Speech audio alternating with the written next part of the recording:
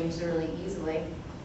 Now the health benefits from the grain group is that it has your complex carbohydrates, which give you energy, and then it also has fiber along with magnesium and iron and B vitamins. So my suggestion is if you go to the grocery store to go for the whole grains, so you get the most bang for your buck kind of thing as far as nutrients goes. Now you have your vegetable group, and it's easily identified as most of them are green. Vegetables can be raw, cooked, fresh or frozen, canned, dried, whole, cut, smashed. It gives the same nutrients no matter how they're prepared. You need a recommended 3 to 5 servings a day, which can mean half a cup of cooked broccoli, 1 cup of raw, cup of tomato juice, 6 baby carrots. The nutrients that are found in most veggies include potassium, dietary fiber, vitamins A and C, and most veggies are very naturally low in fat and calories and have no cholesterol. Now you have your fruit group, and fruits for me are easier to consume than veggies. I guess it's because I like the sweeter taste of it, the natural sugar that comes with it. And it's, there seems to be just, I don't know, I just like fruits more. But you only need 2 to 4 servings. And so an example would be half a cup of sliced or chopped apples, a snack container of peaches, pineapple, or pears, half a cup of orange juice, 100%.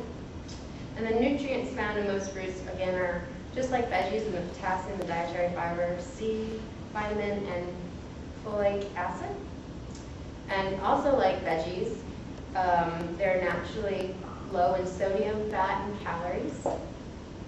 And so the health benefits include, reducing the risk of diabetes, protects against certain cancers like the mouth, stomach, and colon cancer. And again, it's a low-calorie snack or side group that you can just eat and not have to worry about it being high-calorie. Next one. Okay. The next slide is milk and dairy products. This group really isn't that colorful, so you usually get either white or yellow. I think of probably milk, yogurt, and cheese when I think of milk and dairy. Easy stuff to think about. You need a recommended 3 to 4 servings per day. And a serving would be 1 cup of milk, about 6 ounces of a small yogurt container, right, which is really easy to find, and then a half cup of cottage cheese, preferably low fat. The nutrients found in milk and milk products include calcium, potassium, and vitamin D. Vitamin D and calcium usually go hand in hand. Vitamin D helps calcium in the system, helps keep the levels at a good maintenance. And calcium is for building bones, and that's why it's to help prevent the risk of osteoporosis, which is why you need 3 to 4 servings. Women need more than men. And the other group that needs calcium is adolescents and children, as their bones are also being built. A few tips for women and children to add more milk and dairy into their diets is to add fat-free or low-fat milk instead of water in your oatmeal or hot cereals. Have fat-free or low-fat yogurt for a snack instead of chips or pretzels, and add calcium as another source instead of milk is having orange juice fortified milk or vitamin D. So the next slide. The next slide is our favorite meats and beans food group. All foods from this group is meat, poultry, fish, dry beans, peas, eggs, nuts, and seeds. As a nation, I said earlier, we eat a lot of meats in our diet, which the only recommended amount for a day is 2 to 3 servings. A serving would include 3 ounces of meat, poultry, or fish. And to think of how big is 3 ounces is usually the palm of your hand or the size of a deck of cards. Also, if you think about, another way to think about 3 ounces, is 1 can of tuna drained is 3 to 4 ounces. A small lean hamburger is about 2 to 3 ounces, and 1 small chicken breast is about 3 ounces. So if you go to, say, McDonald's and you get a small kid's meal, I bet that the kids' meal hamburger is probably 2 to 3 ounces, if not a little less. Now, the nutrients found in this group is vitamin E, iron, magnesium, and of course, protein. Protein is the function for the building blocks of muscle, cartilage, skin, and blood.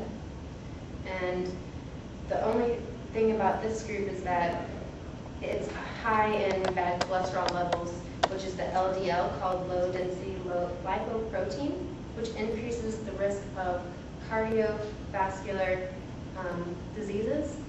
And so the thing to note is that cholesterol is only found in animal sources. And so to keep your blood cholesterol levels healthy, just limit the amount of these foods you eat. Instead of having, say, maybe red meat, fish, nuts, and seeds contain the good fats, which is monounsaturated and polyunsaturated fatty acids, which are essential for health that our body cannot create from other fats.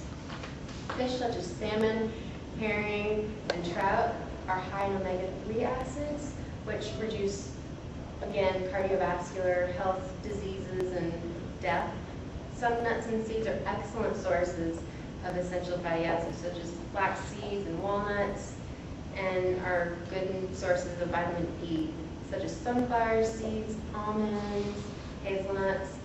So I have some tips to think about when you're choosing meats and beans, is to choose extra lean meat. I usually try to choose like 94%, if not just 90 at least. Try buying skinless chicken parts or take off the skin when cooking. Broil, grill, or roast the meat instead of frying.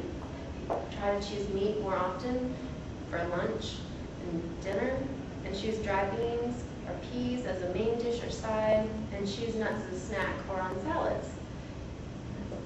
Now the last slide is our 6th food group, which is fats and oils. And typically in the old food guide pyramid, they just said use sparingly. But in fact, we need 2 to 3 servings, which is about 5 to 6 teaspoons. And I actually had to look up how much a tablespoon was for how many teaspoons are in it. And there's about 3. So if you think about cooking and it says to have a teaspoon of this or a teaspoon of that, you know, it adds up. Oils are fats at room temperature. Think vegetable oils. So the different plants and fish that it comes from include canola oil, corn oil, olive oil, safflower, soybean, and sunflower. Foods that are naturally high in oils are nuts, olives, some fish, and avocados. Most oils are high in monounsaturated and polyunsaturated fats and low in saturated fats. When it comes to sources from veggie or plant. The bad fats is the solid fats that are solid at room temperature, so think of like shortening and butter.